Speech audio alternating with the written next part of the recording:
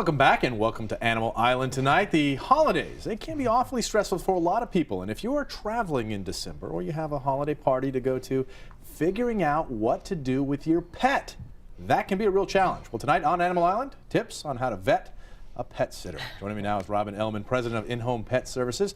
Appreciate your time. Let's start off with who do we have here? This is Maximilian. You can call him Maxie. Maxie, and Maxie is a Brussels Griffon, yes. Griffon, yeah. He's a very good boy. He's one of our clients. And Maxie is a client. Yes. So Max, you're in-sitting Maxie right now, and his owners know that he's Yes, his owners do have he's permission on for TV. him. Yes. There we go. Okay, let's talk about that. You're going away for a while. A lot of people have family and friends. Are they someone that you should be asking to? You know, I'm constantly getting calls, and actually on the way here, I just got a call from a frantic pet owner who had their neighbor supposed to be watching their pets for the weekend and decided to cancel at the last minute.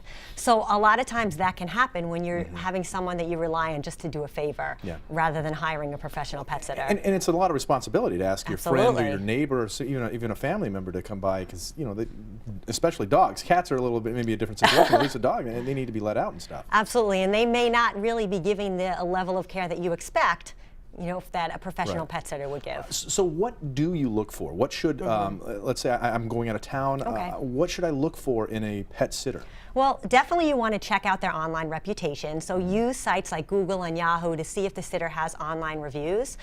Ask them if they're insured and bonded. That's very, very important, because accidents can happen. And when you hire a professional pet sitter, an accident may be less likely to happen, but they could still happen. So you want to make sure you're protected and make sure they are insured and bonded. And I know you've been on this segment before talking about first aid. Yes. That's something that's important. Absolutely. You should check if the staff and the sitters are trained in Pet First Aid and CPR.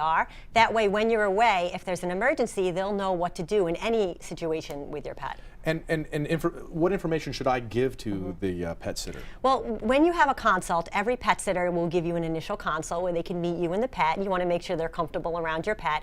But make sure you have information, like you said, for them, like who is your veterinarian, what is your emergency contact numbers, and don't forget a copy of the key, especially if you're going away at the last minute and they're helping you out. Get a working copy of the key ready. That's a scary thing. You want to meet with someone beforehand, because you're going to let them into your house. Absolutely. Okay. So what type of services should I be looking for if I'm trying to get a pet sitter? Well, definitely you want to make sure that they have services available in the early morning, late at night, so you can be able to let the pet out. Also find out if that pet sitter offers in-home daycare or boarding, should they need to take your pet, especially like we just saw with Hurricane Sandy. We actually had to help evacuate some pets whose owners were away, who were in the evacuation zones. Are there types of pets that you don't want to take? Are there pets that you say? We deal with all kinds of pets, and a pet sitter will be trained in how to handle any situation, but that's why they do the consult. So if you feel maybe they're not so comfortable or your pet may be nervous with the person, do a trial run. Have them come first, maybe when you're just at the store or around the block, to make sure there's no issues and problems. And you want to make sure that the different breeds might be separated?